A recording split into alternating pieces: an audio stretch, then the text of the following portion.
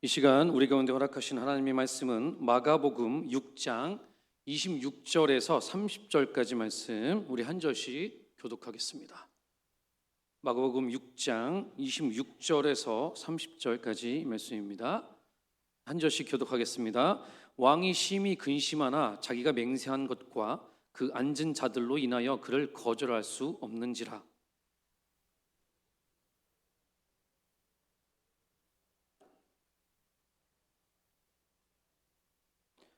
그 머리를 소반에 얹어다가 소녀에게 주니 소녀가 이것을 그 어머니에게 주니라.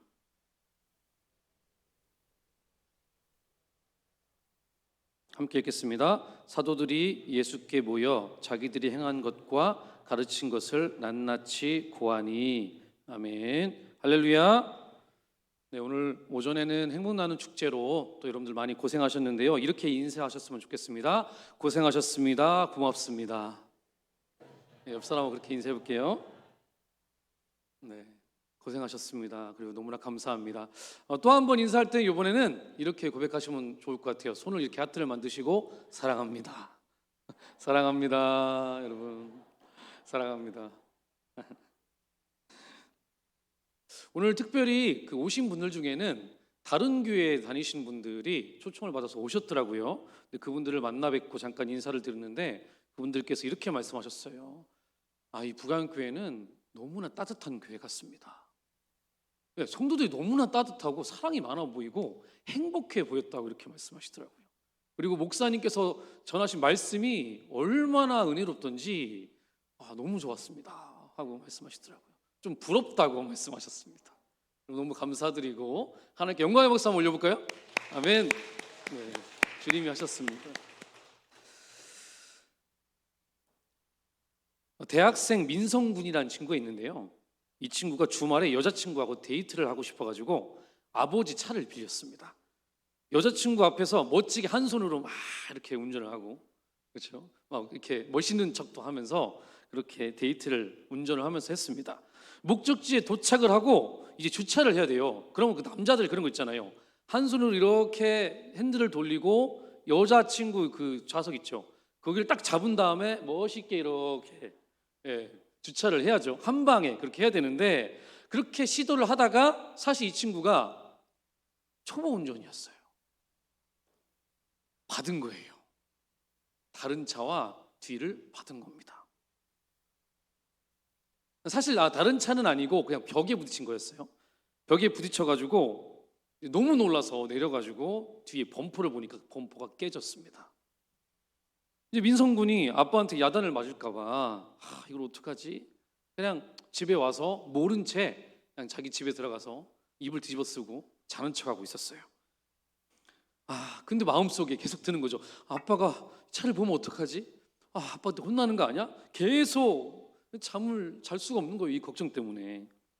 아침이 되었습니다. 한숨도 못 자고 아침에 일어났는데 갑자기 아빠가 이 아들을 부르는 거예요. 민성아! 민성아! 얘는 어떻겠어요? 찔려가지고 야 큰일 났다. 아버지가 한 거 아니야? 그래가지고 아버지 가서 아빠 죄송해요. 제가 차를 박았어요. 근데 아버지는 전혀 몰랐어요. 그냥 부른 거예요. 뭐라고? 너 그게 무슨 소리야? 나 몰랐는데? 그러면서 차를 보니까 진짜 범퍼가 깨져 있는 거예요. 그러면서 이제 아버지가 녀석 도둑이 제발 저렸구만 그러시면서 조심 좀 해. 근데 당분간 아빠 차 손댈 생각하지 마. 이렇게 말씀을 하셨습니다. 옛말에 도둑이 제발 저린다는 말이 있듯이 우리는 무엇인가 잘못을 하거나 죄를 지으면 스스로 양심의 가책이라는 것을 느껴서 안절부절 못하곤 합니다. 오늘 본문에서도 그런 사람이 등장을 합니다. 바로 헤롯이라는 사람이에요. 예수님께서 제자들을 부르시고 둘씩 짝지어서 파송을 하십니다. 그리고 복음을 전하도록 시키시는 거죠. 얘들아, 이제 너희들이 가서 복음을 전해보자. 내가 권능도 부어줄게. 제자들이 복음을 전하는데 실제로 귀신을 쫓아내고 병자들이 막 병이 나요. 이를 통해서 예수님의 이름이 순식간에 퍼지게 됩니다. 이에 갈릴리 지역의 분봉왕 헤롯 안티파스는 두려워 떨면서 이렇게 말합니다. 예수라는 사람이 기적을 행한다고? 그의 제자들까지? 야, 그거 세례 요한이 부활한 거 아니야? 다시 산 거 아니야? 이런 능력 있는 사람은 세례 요한밖에 없었잖아. 여러분, 그 헤롯이 왜 이런 생각을 했을까요? 그 이유는 자신이 세례 요한을 죽였기 때문입니다. 헤롯은 도둑이 재발이 저려서 예수님이 자기가 죽인 세례 요한이 부활한 사람이라는 것으로 착각했던 것이죠. 대부분 잘 아시겠지만 모르시는 분들을 위해서 오늘 본문에 나온 세례 요한 살인 사건에 대해서 제가 좀 설명을 해드리겠습니다. 일단 세례 요한을 죽인 자가 누구라고요? 그렇죠, 헤롯입니다. 근데 이 사람이 정확한 이름은 헤롯 안티파스라는 사람입니다. 그는 헤롯 대왕의 아들입니다. 갈릴리와 페레아 지역의 분봉왕이었습니다. 이 분봉왕이라는 게 오늘날로 치면 도지사급 정도 되는 사람입니다. 그리고 그가 결혼한 여인인 헤로디아는 원래 헤롯 안티파스의 이복 형제인 헤롯 빌립 1세와 결혼한 그런 여인이었습니다. 그런데 헤롯 안티파스가 이 헤로디아, 이 여인과 결혼을 한 겁니다. 여러분, 이게 무슨 뜻일까요? 그렇죠, 헤롯 안티파스와 헤로디아가 불륜을 저지른 겁니다. 불륜을 저지르고 원래 배우자와 이혼한 다음에 그 불륜 상대와 결혼을 한 겁니다. 이는 율법에 어긋나는 행위였죠.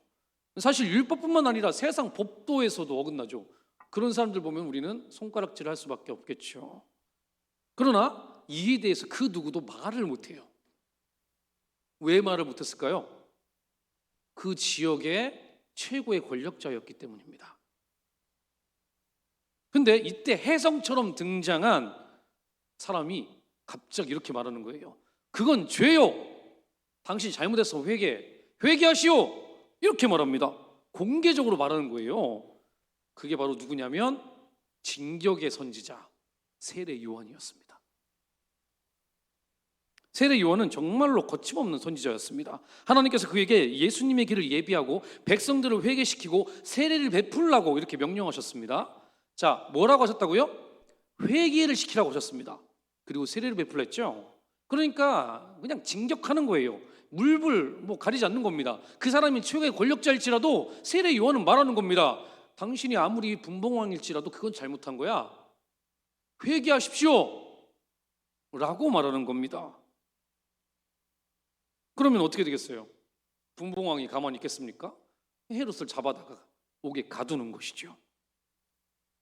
사실 헤롯은 요한을 옥에 가두었지만 죽이지는 못해요. 왜냐하면 요한의 의롭고 거룩하고 신령한 모습이 두려웠기 때문입니다. 심지어 그의 말을 들을 때 크게 번민했다. 성경은 그렇게 기록하고 있습니다. 그러던 중에 그 헤롯이 자기 생일날 귀족들을 막 불러가지고 생일 잔치를 벌입니다. 그때 헤로디아의 딸 살로메라는 그 여인이 있습니다. 그 딸이 들어와서 막 춤을 춰요. 막 이렇게 춤을 춥니다. 학자들은 이 살로메 춤이 매우 유혹적이고 관능적인 춤이었을 것으로 추정합니다. 당시 성적으로 매우 문란한 시대였기 때문에 분봉왕 파티에서 추는 춤은 대부분 그런 관능적이고 문란한 그런 춤이었다고 합니다. 재혼한 여인의 딸이 그런 관능적인 춤을 추는 것을 좋아하는 아비, 상식적으로 말이 안 되지만 당시의 상황에서는 그럴 수도 있었다고 이렇게 추론을 합니다. 그 춤을 보고서 기분이 좋은 나머지 이 헤롯이 뭐라고 하냐면, 야, 너 때문에 내가 기분이 너무 좋으니까 네가 원하는 거 내가 다 들어줄게. 나라의 절반이라도 주지. 이런 식으로 말하는 거예요. 그때 살로메가 요한의 목을 쟁반에 가져오게 해달라고 그렇게 요구를 하는 겁니다. 이는 살로메의 어미 헤로디아의 계략이었죠. 헤로디아의 눈에는 이 요한이 눈에 가시 같은 사람이었던 겁니다. 우리를 정죄해? 감히? 이런 생각을 가지고 있었던 것이죠. 이로 인해서 결국 요한은 참수당해서 죽게 되죠. 실제로 쟁반에 요한의 머리를 가져옵니다. 요한의 제자들은 이 소식을 듣고 참담한 마음으로 헤롯에게 가서 스승님의 시체를 달라고 요구하고 장례를 치릅니다. 여러분, 생각해 보세요. 시신을 받았는데 스승님의 머리가 없어요. 얼마나 먹먹했을까요? 마치 예수님께서 십자가에서 돌아가신 후에 그 모습을 보고 먹먹한 가슴으로 엠마오로 향했던 그 두 제자의 그 마음과 아마 같았을 것입니다. 여기까지가 바로 오늘 본문의 내용입니다. 저는 오늘 본문을 보면서 내가 무엇을 느끼고 깨달아야 하나 잘 모르겠어요. 잘 몰랐습니다. 처음에는 그냥 권선징악 그런 말씀인가? 이런 생각을 했습니다. 여러분, 권선징악이 뭐죠? 선한 것은 권하고 그리고 악은 징계하라 라는 그런 말입니다. 자, 만약에 그렇다면 이 이야기에서 권선은 헤롯의 행위를 보고 나는 그러면 안 되겠구나. 어떻게 선지자를 저렇게 죽일 수가 있어? 그래, 권선, 나는 그렇지 말자 라는 생각을 가질 수가 있겠죠. 그런데 징악이 없어요. 성경에 이 헤로디아나 이 헤롯을 징계하는 말이 없습니다. 이들이 하나님의 벌을 받았다는 이야기가 없습니다. 징악이 없다는 거죠. 오히려 세례 요한에 처형된 이야기 다음에는 전혀 상관없는 엉뚱한 이야기가 갑자기 등장하는 거예요. 우리 같이 한번 볼까요? 29절, 30절. 자, 시작. 요한의 제자들이 듣고 와서 시체를 가져다가 장사하니라. 여기는 뭐냐면 방금 제가 말씀드린 세례 요한의 죽음에 대한 이야기가 쫙 나오다가 마지막에 요한의 제자들이 시체를 가져다가 장사했다는 이야기입니다. 근데 그런 다음에 30절 한번 읽어볼까요? 자, 시작. 사도들이 예수께 모여 자기들이 행한 것과 가르친 것을 낱낱이 고하니, 이야기가 그냥 전환이 되고 있습니다. 전혀 상관없는 이야기입니다. 그냥 요한이 죽고 시체를 가져다 장사를 지냈고 30절에서는 사도들이 예수께 모였다고 기록하고 있습니다. 그러면서 자기들이 행한 것과 가르친 것을 예수님께 보고했다 이렇게 기록하고 있어요. 여러분, 이야기가 전환이 되었는데 뭔가 좀 매끄럽지가 않습니다. 맥락이 안 맞아요. 사실 우리는 성경을 보면서 이런 경우를 어렵지 않게 찾아볼 수가 있습니다. 저도 이런 부분에 대해서 설교를 참 많이 하는데요, 그럴 때마다 제가 이걸 어떤 방식으로 풀리냐면요, 거시적인 관점으로 성경을 다시 보고 이 부분을 해석합니다. 오늘도 한번 거시적인 관점으로 이 성경을 좀 봤으면 좋겠습니다. 마가복음 6장의 흐름을 전체적으로 분석해 보겠습니다. 자, 먼저 6장 1절에서 6절 말씀은 예수님께서 고향인 나사렛으로 가십니다. 그리고 안식일에 회당에서 고향 사람들에게 말씀을 가르치는 장면이 나옵니다. 여러분, 회당은 뭐죠? 이런 교회 같은 곳이죠. 그곳에서 예수님이 복음을 전파하니까 사람들이 놀라가지고, 야, 이 사람 진짜 예수 맞아? 이런 지혜와 기적들을 도대체 어떻게 이룬 거야? 이렇게 말합니다. 그러니까 은혜를 받아요. 은혜 받는데 어떤 사람이 이렇게 말합니다. 야, 무슨 소리야? 이 사람은 그냥 우리 동네 마리아 아들 있잖아. 이 사람 목수잖아. 내가 어릴 때 이 사람 그거 다 봤는데? 그리고 그 동네 걔들 있잖아. 걔 그 야고보, 요셉, 유다, 시몬의 형이잖아. 저 사람 누이들도 다 우리 동네에 살고 있는데 무슨 저 사람이 메시아고 선지자야? 이렇게 말합니다. 이게 바로 선입견이에요. 선입견으로 예수님을 바라봅니다. 예수께서 이렇게 고향에서 배척당하시는 장면이 6장 1절에서 6절에서 나오고요. 그 다음에 7절에서 13절 7절에서 13절은 예수님께서 12제자들을 둘씩 짝지어서 부르신 다음에 아까 말씀드린 것처럼 전도를 시키세요. 그래서 능력을 막 행하게 하십니다. 그래서 막 귀신도 쫓아내고 병든 자도 고쳤다고 나오죠. 자, 그 다음에 14절에서 29절 말씀은 좀 전에 제가 말씀드린 헤롯이 세례 요한을 죽이는 장면이 나오죠. 그렇죠? 약 15절이나 할애를 했습니다. 그리고 30절에서 44절은 오병이어의 기적의 내용이 나옵니다. 5,000명을 오병이어로 먹이십니다. 그리고 45절에서 52절 말씀은 예수님이 무리를 걸어요. 무리를 걸으시고 바람을 잠잠케 하시는 그 장면이 나옵니다. 자, 이제 흐름을 제가 한번 정리해 드렸습니다. 지금 한꺼번에 얘기하니까 헷갈리죠? 자, 표를 보여주세요. 자, 이게 표절을 정리했는데, 자, 한번 흐름을 한번 보겠습니다. 제가 이게 어떤 의미인지 정리를 해드릴게요. 처음에 예수님께서 고향에서 배척을 당하실 때 어떤 마음이셨을까요? 하나님으로 오셨는데 자기 고향에서 배척을 당합니다. 이게 뭐냐면 선입견으로 그가 메시아임을 의심하는 거예요. 그래서 쉽게 요약하자면 핵심은 메시아를 의심한다라는 의미입니다. 자, 두 번째로 7절에서 13절은 어떻게 하셨죠? 12제자들을 전도 여행을 능력을 부어주셔서 시킵니다. 그러면서 이적과 기사를 막 제자들까지 일으키게 만들어주세요. 이건 뭐죠? 메시아를 오히려 증명하는 겁니다. 아까 의심을 받았으니까 예수님이 증명을 시키는 거예요. 그죠? 자, 그 다음에 14절에서 29절은 헤롯이 예수님을 세례 요한이라고 막, 그렇죠? 오해를 하죠. 오해를 하고 그 장면이, 그래서 죽음 예수님과 세례를 혼돈하면서 야, 이거 막 두려워합니다. 그게 뭐죠? 예수님을 의심하는 겁니다. 아, 예수님 세례 요한 아니야? 선지자 수준으로 지금 의심하는 겁니다. 자, 그러자 30절에서 44절에서는 예수님이 오병이어로 야, 아니야, 나는 메시아야 라면서 다시 메시아를 증명하십니다.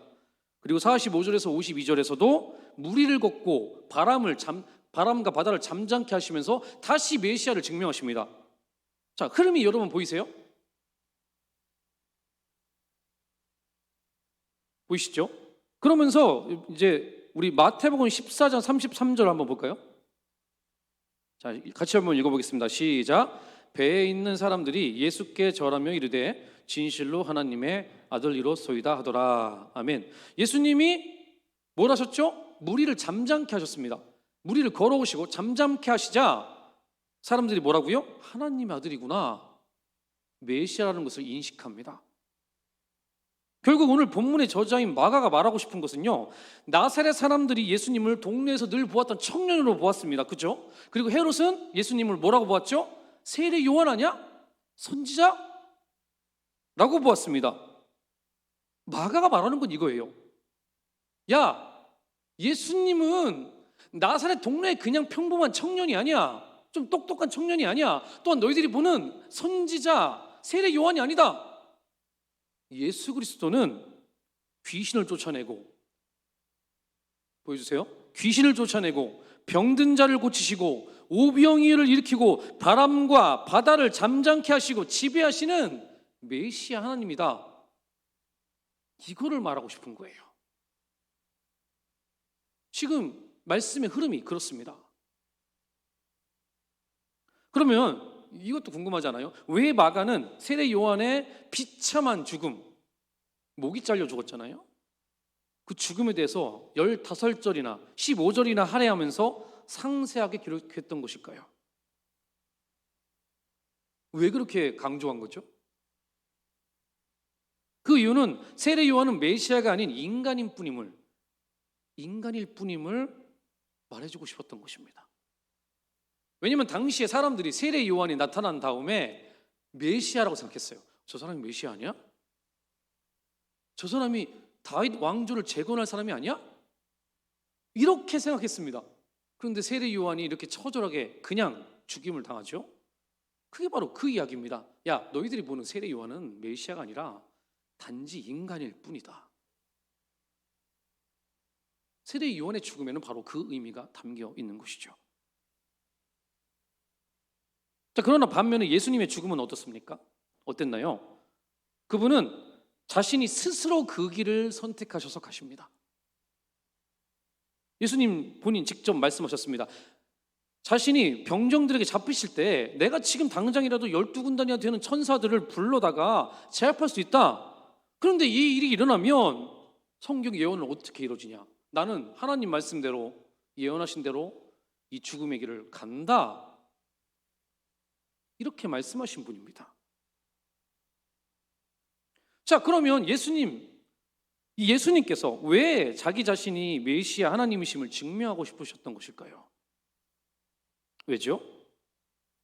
그 이유는 우리가 예수님을 단지 머리 좋고 지혜롭고 능력이 출중한 청년으로 보고 따른다면 우리 가운데 아무런 일도 일어나지 않기 때문입니다. 여러분, 이게 문제예요. 아무런 일도 일어나지 않습니다. 또한 예수님을 세례 요한처럼 이적과 기사를 일으키는 선지자 중 한 사람으로 본다면 우리에게 구원이 있을 수가 없습니다.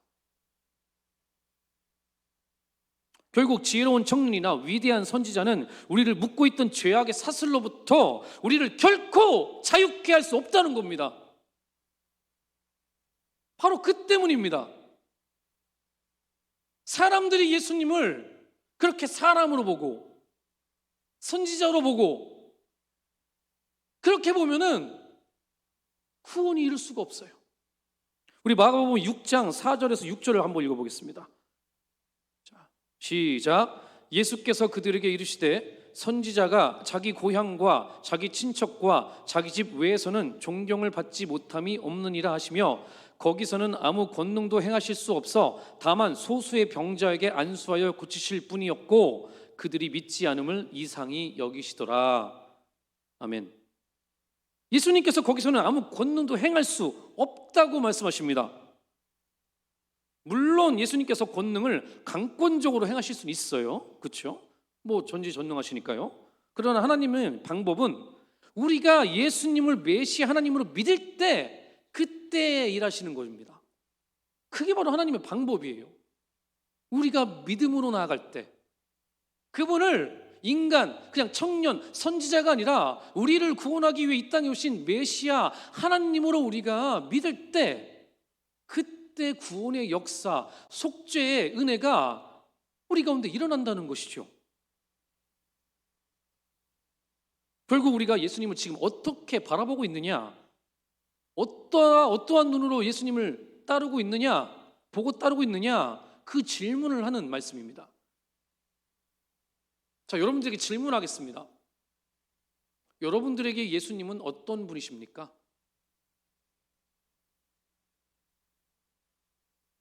정말 하나님 맞으신가요? 메시아 맞습니까? 우리를 구원하실 분 맞습니까? 나를 위해 십자가 지고 죽으시고 부활하신 우리의 구세주 맞습니까? 아멘. 때로 우리는 머리로 너무나 잘 알고 있습니다. 이 사실을 너무나 잘 알고 있어요. 왜냐하면 귀에 못이 박히도록 들었거든요. 세뇌까지 당했습니다. 그런데 과연 정말 내가 매일의 삶 가운데 주님께서 나를 위해 죽으셨다는 그 은혜의 감격을 누리며 살고 있나요? 때로는 돈 앞에서, 명예 앞에서, 권력 앞에서 나의 믿음을 놓쳐버리고 있지는 않습니까? 저는 우리 모두가 실제로 예수님을 우리의 구세주, 메시아 하나님으로 믿고 따라가기를 간절히 소망합니다. 그럴 때 우리 가운데 진정한 속죄와 자유함이 있는 것이죠.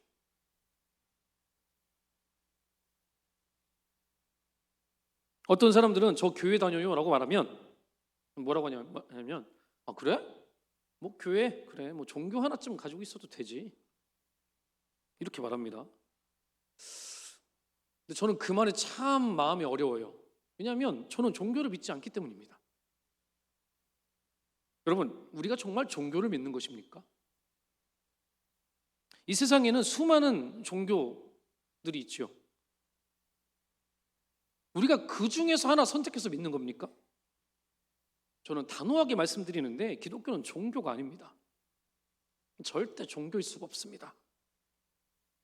예수님을 믿는 것, 하나님을 사랑하는 것은 결코 종교가 아니에요. 이런 이치입니다. 자, 한번 들어보세요. 혹시 여러분들은 낳아주신 아버지를 사랑하는 것을 종교라고 부르십니까? 내가 우리 아버지를 사랑하고 우리 어머니를 사랑하는 것, 그게 종교인가요?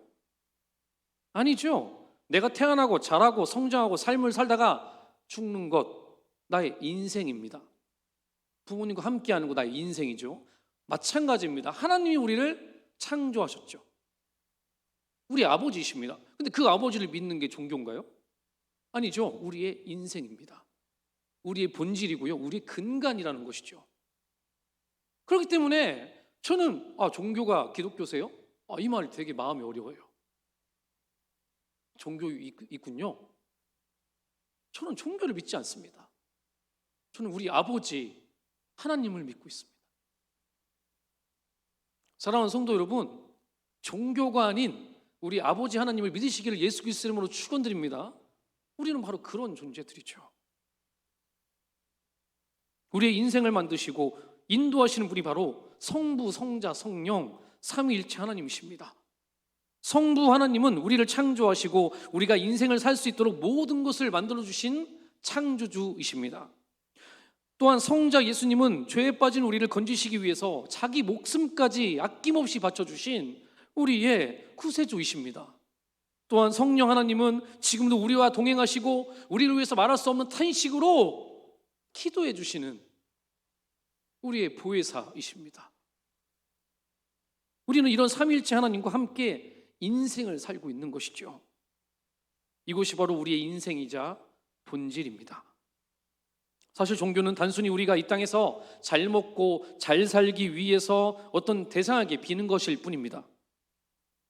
결국 종교는 인간이 스스로 자신을 위해서 만든 것일 뿐입니다. 따라서 예수님을 믿는 것은 종교일 수가 없다는 것이죠. 그 MBC 사장이었던 조정민 목사님이 예수님을 영접하고 나서 1년 반 동안 열심히 교회를 다녔다고 합니다. 술, 담배, 유흥 모두 끊고 교회만 열심히 다니니까 주변에서 사람들이 너무 많이 달라졌다고 이제 칭찬을 하는 거죠. 여러분 저분 잘 아시죠? 옛날부터 뭐 카메라 출동도 하시고 MBC 기자 생활 하시면서 사장까지 하셨던 분이죠. 근데 이제 이분이 목사님이 되셨어요. 어느 날 이 목사님께서, 그 당시에는 목사님이 아니었죠. 1년 반 정도 교회 다녔으니까 수요 예배 가려고 밤에 나가니까 아내가 이제 권사님이에요. 권사인 아내가 이렇게 말합니다. 당신 어디 가? 어디 가? 나 교회 가는데? 또 가? 그렇게 말하는 거예요.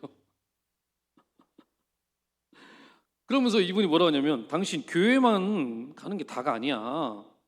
이렇게 말하는 거예요. 뭐 뼈가 있는 말을 하죠. 그래서 그 조정민 목사님이 그럼 내가 이 밤에 술집에 갈까? 그러길 바래? 이렇게 대답했습니다. 아내분이 또 이렇게 말하는 거예요. 사람들은 당신이 바뀌었다고 말하지만 내가 볼 땐 아니야. 이렇게 말합니다. 그때 이 조정민 목사님이 깨달았다고 합니다. 내가 종교적 행위에만 빠져 있구나. 교회는 다니고 있지만 내 주인은 여전히 나였고 사람들에게 인정받고 싶어서, 교회 열심히 나가는 걸로 인정받고 싶어서 그렇게 다니고 있구나 라는 생각이 들었다고 합니다. 그래가지고 이분이 하나님 앞에 기도하면서 이렇게 다짐을 했대요. 하나님, 나 이제는 내 중심이 아니라 하나님 중심으로 살겠습니다. 그 의미로 제가 가지고 있는 가장 큰 것을 내려놓겠습니다. 그러면서 내려놓은 게 뭐냐면 MBC 사장이었습니다. 이거를 내려놓는 거예요. 이걸 내려놓고 신학교를 가기로 결단을 했다고 합니다. 그것도 미국으로 가기로 결단을 했다는 거죠.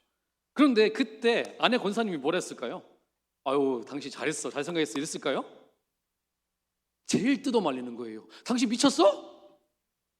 왜 그래? 그동안 열심히 사회적으로 지금 꽤 많이 쌓아 올라왔는데 그걸로 하나님께 쓰임받을 수도 있잖아.